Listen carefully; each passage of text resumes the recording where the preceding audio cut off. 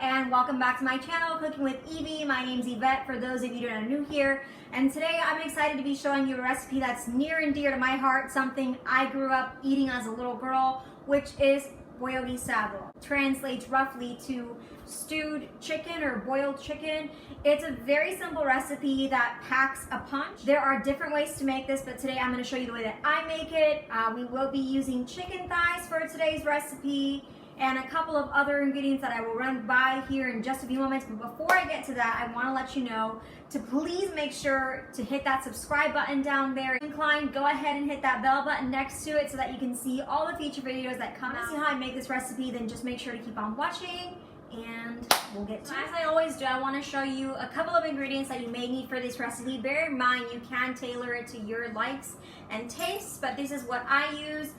Sometimes it varies from time to time depending on what I have on hand, but I want to show you kind of a base of what you may or may not want to use. We're going to start off definitely though with some sofrito. I do have a video out on how to make sofritos, so if you want to check that out, make sure to search my channel for that video. It's very, very simple and super cost effective, and it tastes so much better than store-bought. Some cooking wine. If you have wine of your own and you do consume alcohol, you can put that in, but if not, you can definitely use this cooking wine. That's what I like to use. Seasonings like bay leaves. I have some fresh oregano from my garden.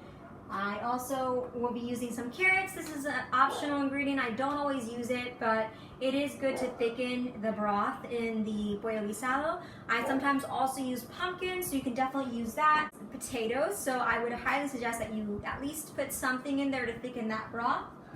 We will also be using garlic salt, onion salt, a little bit of adobo, some sazon for color, tomato sauce, and finally one of the more important ingredients, chicken bouillon. You can use anything that you have that kind of tastes like chicken. I'm going to be using chicken thighs today, and that's what I recommend in terms of cut of meat to use for this. One of the first things I like to do when cooking is to prep my vegetables. First washing them, and then we will go ahead and peel them. Make sure you have them running under cool water and just kind of make sure you give them a pretty good rinse, especially anything you're pulling from a garden. If you are pulling it from a garden, make sure to get all the dirt off. Be eating it. So next thing I like to do is just take any bag and place that over the sink, or if you like, you can just peel right above your garbage can. That's what I like to do usually as well. And the good point of doing this in the trash bag is that when you're done, you just scoop it and then you're ready. Voila. Clean sink. You can use that for the rest of your scraps.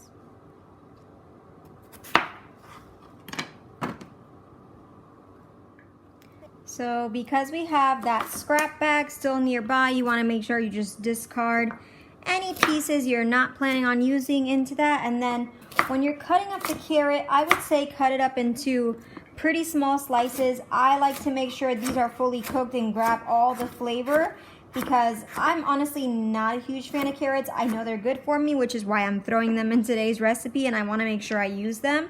But if you like carrots, you can definitely chop these bigger if you still want a little bit of that carrot flavor. But I, for one, want to transform it, so I'm going to cut them nice and small. What I'm going to do is I'm just going to rip the oregano right off the stem. Throw away the stem. If you want to put the stem in there, you certainly can, but I'm not going to do that in today's recipe. So we're just going to chop this oregano, not super finely, you know, big enough pieces where you can still see. You don't want it to completely disappear. And I am going to put this in a separate small bowl. Fill up a pot with some water. I would fill it up a good amount of the way because you're going to use this for your chicken. And while that's filling up, I'm going to pull out my chicken breast. I need to remove the skin. This is the point at which you do it. These chicken breasts are, or not these chicken breasts, these chicken thighs are rather large, so I'm going to cut them in half. And that's a little bit more water than we need, but that's okay. We'll get rid of it in just a minute. But I just want to show you what you do here. I did peel off some of the skins already, but don't worry, I'm not throwing that away. I want to make sure we use all of this chicken So what we're gonna do after that is we're gonna make some chicharrones out of the chicken skin because, like I said, I don't want it to go to waste. If you have a little more time and you want it whole, you can go ahead and leave it whole. But because I am running a little low on time, I am gonna go ahead and cut the chicken. So as you can see here, I'm ripping out the skin. I'm sure there's a more technical way to do it, but we're just trying to make it work, y'all. Make sure you throw that chicken in a separate bowl because we're gonna do something with that a little later. You wanna try and remove some of this fat that's on here. Ideally, that's what you want to do. We're in a little bit of a time crunch, so I'm going a little faster than normal, but and as long as the chicken's submerged, that's what you want. So this is what you want it to look like.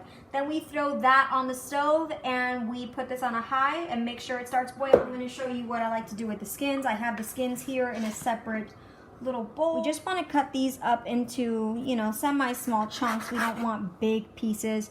We just wanna make sure we cut them into semi-uniform pieces so that we can cook them at a decent temperature. Now, of course, it's not gonna be exactly perfect, because the skin is all going to be a little different from thigh to thigh, but you want to just get a rough symmetry. Today we're going to be using the air fryer to fry these up, but if you don't have an air fryer, you can shallow fry these in a skillet. Just because we have an air fryer, I'm going to take advantage and I'm going to do that.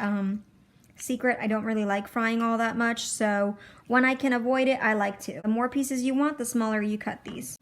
And you're multitasking, so while you're doing this, the chicken is starting to boil. So now that the chicken skin is all cut up, you can see that I have it here in a bowl.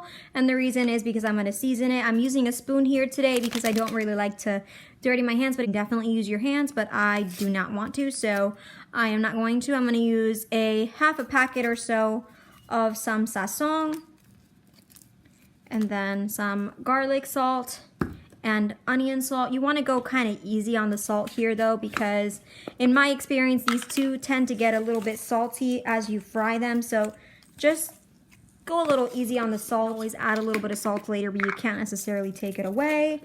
That's a lesson that I'm trying to teach myself, so just a couple sprinkles and shakes of onion and garlic mix salt. This, once you've got this mixed, then it's kind of just getting ready for putting it in either the air fryer or, like I said, you can shallow fry this. If you're going to shallow fry this in a pan, I would recommend that while you're doing this step, you actually already get the oil preheating. All about multitasking, trying to do several things at once to kind of be ahead of the game. I actually want to throw in a little bit of apple cider vinegar. It adds just a special little, can just pour about a cup full.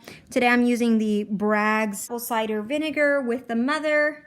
You can see here, I have my chicken skins already placed here in the air fryer basket, and I am going to put them in this on the air fryer setting at 400 degrees for 5 minutes. Give that a check and see how it's doing. A dirty bowl here that I'm going to be using for this part of the process. You just want to actually, there will be fat that accumulates from the chicken that you boil. You want to grab a bowl and scoop that out. I'm going to trade this for a bigger spoon. You want to just scoop out as much of the fat as you can. There will also be some oil in there, so you want to get as much of that out as you can. And make sure you watch this because this can overflow for sure.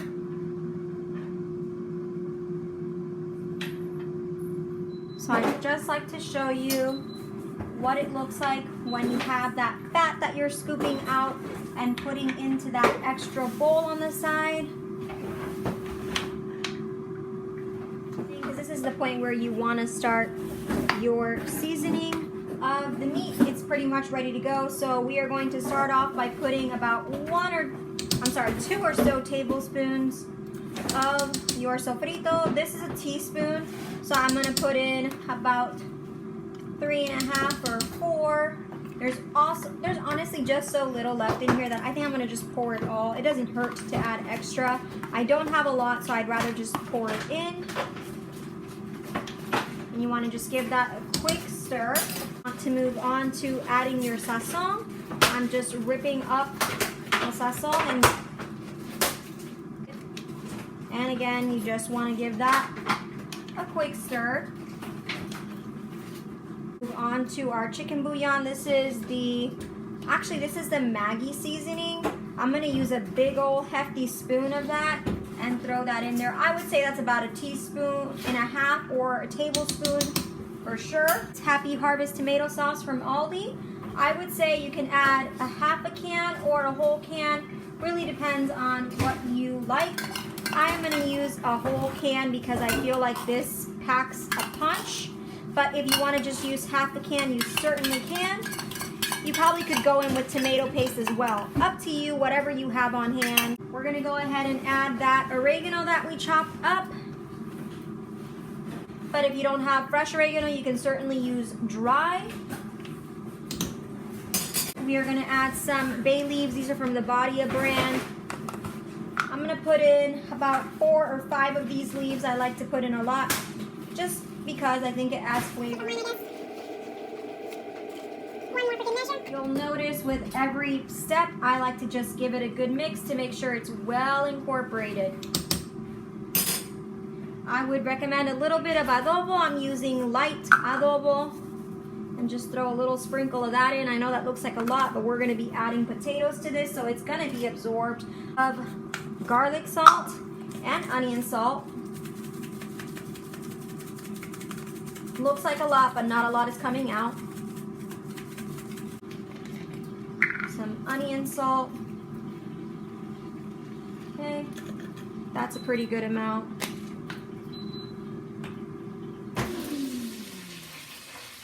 Just checking my air fryer, and it looks like it's doing okay. I'm gonna go ahead and just give that a quick stir. We're gonna go in with our cooking wine. I would say you can certainly use quite a bit of this. Like I said, if you want to use regular one, you certainly can. Using the Conchita brand, if you're interested, this is white dry cooking wine. And then we'll give that a quick stir. I am going to taste it, and then I'll rinse this spoon and see if it needs more seasoning. If not, just let it be and wait a little while till it comes back to a boil. Then we'll be ready to add our potatoes and carrots. So this is actually at a very good boil. It's only actually been about a minute or two, but this is definitely boiling to the point where I want to add those vegetables. If you're brave, you can just throw them in. I'm going to go ahead and use this spoon to assist me, and as you can see, as soon as you throw those veggies in, it kind of calms down all that boiling. So I wanted to just show you what the chicharrones look like after being in the air fryer for 5 minutes at 400 degrees. I'm gonna go ahead and give this a quick flip and cook them for about 2 or so more minutes just to make sure they're crispy on all edges. I'm gonna flip them over and then put them back in for 2 or 3 more minutes, and I'll show you what they look like. So the last step is to cook some rice. I did pour 2 of these containers into a sift, colander, whatever you want to call it, and I'm gonna go ahead and wash this.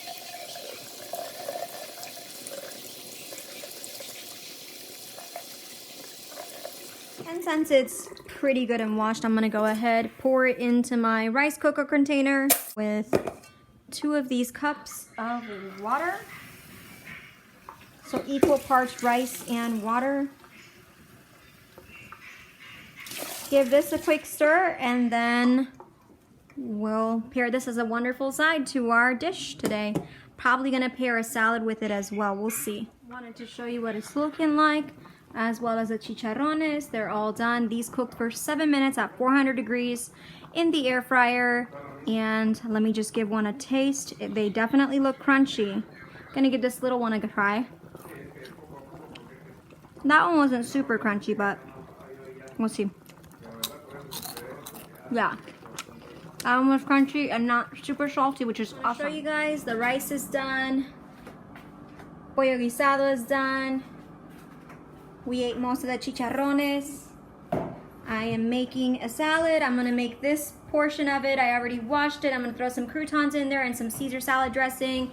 And my husband took away the one thing I was gonna show you. In the meantime, I also made a homemade lemonade. So I am very excited about tonight's dinner, and this is what the recipe ended up turning out like. I paired it with the salad, the rice, and the pollo guisado. If you guys want to see other recipes, please be sure to let me know in the comments down below. If you like this video, give it a thumbs up, and if you haven't already, please consider subscribing. Thank you guys so much for watching, and you all take care. Bye.